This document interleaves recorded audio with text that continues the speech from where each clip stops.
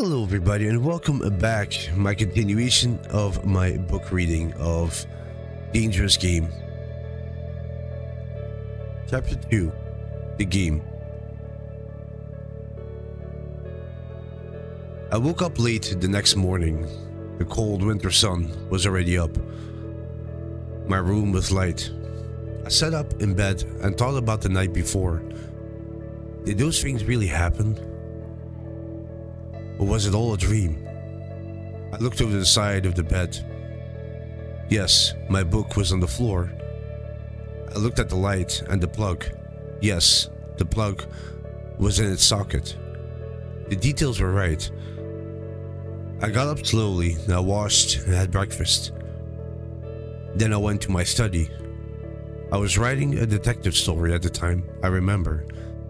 The Adventures of Filbert Wiley soon filled my day, and I forgot about the adventures of the night before. I finished work early. I wasn't sleepy in the evening, but I went to bed earlier than usual, at about 10 o'clock. I sat in bed and thought about the night before. I didn't want to read, so I sat quietly with the light on. Then, very carefully, I switched it off and waited. I looked into the dark room. Nothing happened. The room was empty. This is silly, I thought. I switched the light on again and got a book. An interesting one this time. I read for a long time and began to feel sleepy. So I put my book on the bedside table. Then I wanted to switch the light off. But I didn't use the switch. I don't know why.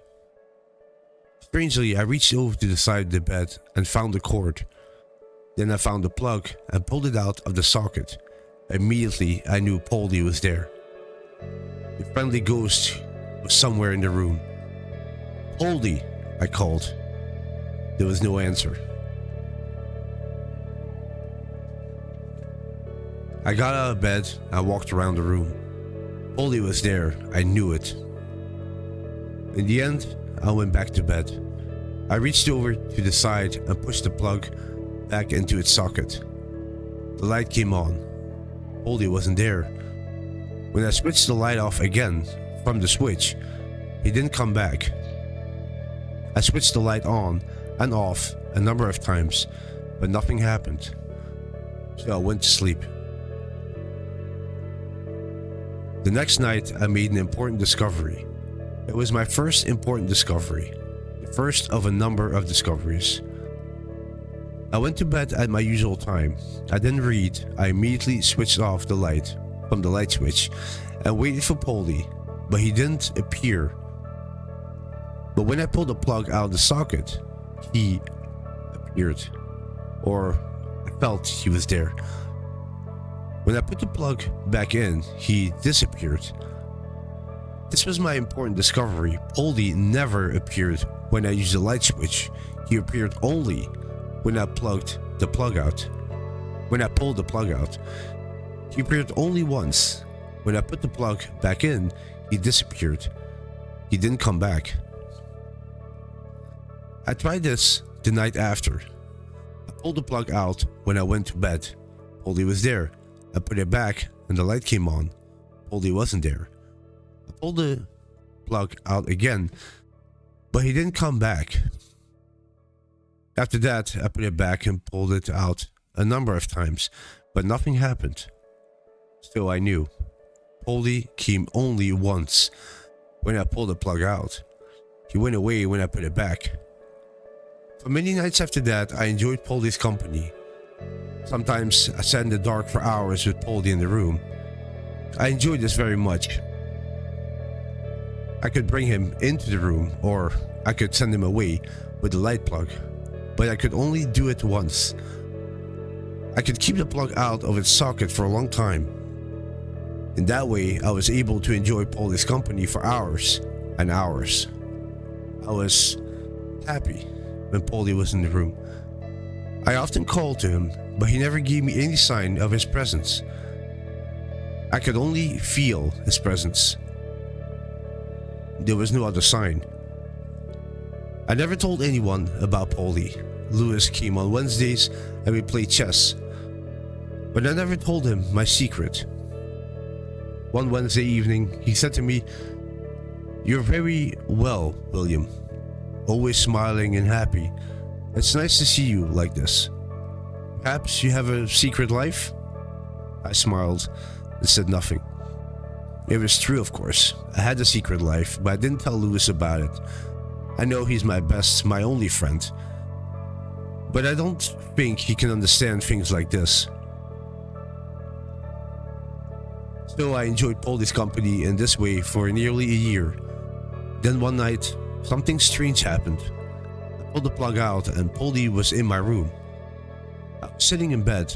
I called out to him, "Polly," and he gave me the first sign of his presence. I heard a knock. It came from the other side of the room. Then there was another knock. The knocks got louder. It came nearer and nearer to my bed. Then the knocking stopped. I wasn't afraid. In fact, I laughed. Then the knocking began again. It moved away from my bed to the other side of the room. It was a strange knocking sound. How can I describe it? Well, it was like someone with a wooden leg. It was like a wooden leg on the floor. When a man walked with a wooden leg, you can hear the knock, knock, knock, knock, like that. I was very happy. At last, I had a sign from Polly. I could feel he was there, and I could hear he was there. He's not afraid of me, I thought, so he's giving me a sign.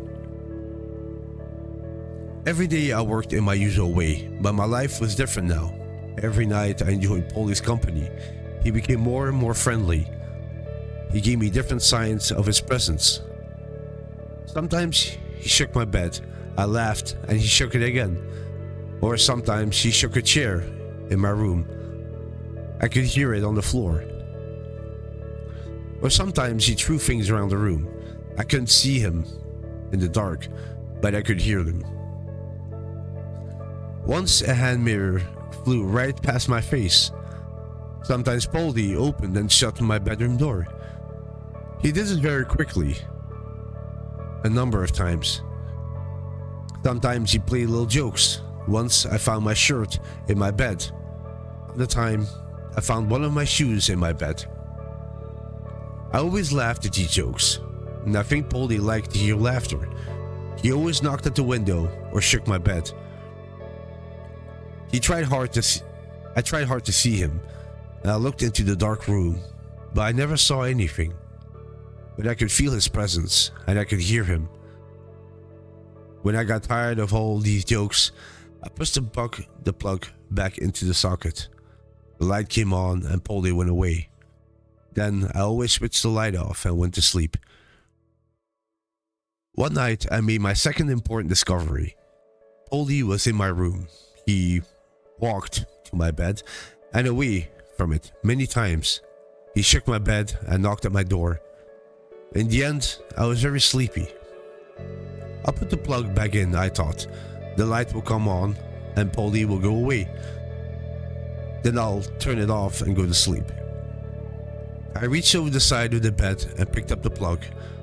But suddenly, Polly pulled the cord and the plug flew out of my hand.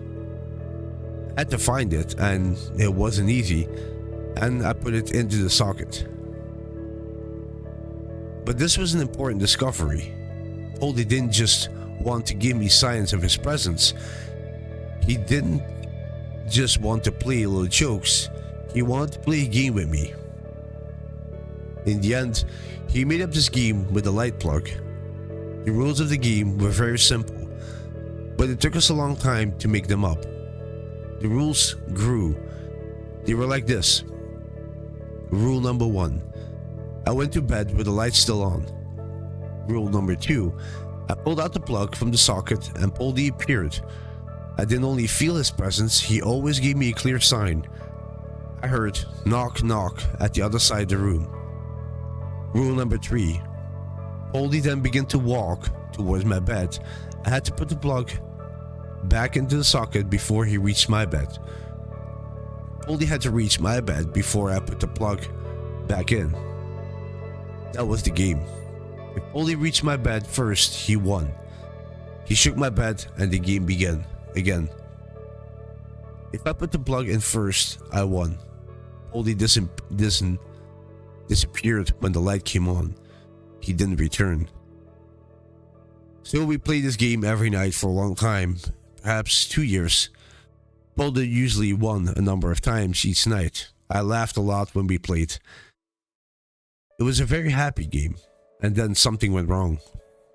I don't know what, and I don't know how, but something went wrong, very, very wrong. And that was the end of chapter 2, the game. Thank you so much for listening. Hope you enjoyed it, and I'll catch you in the next one. Take care.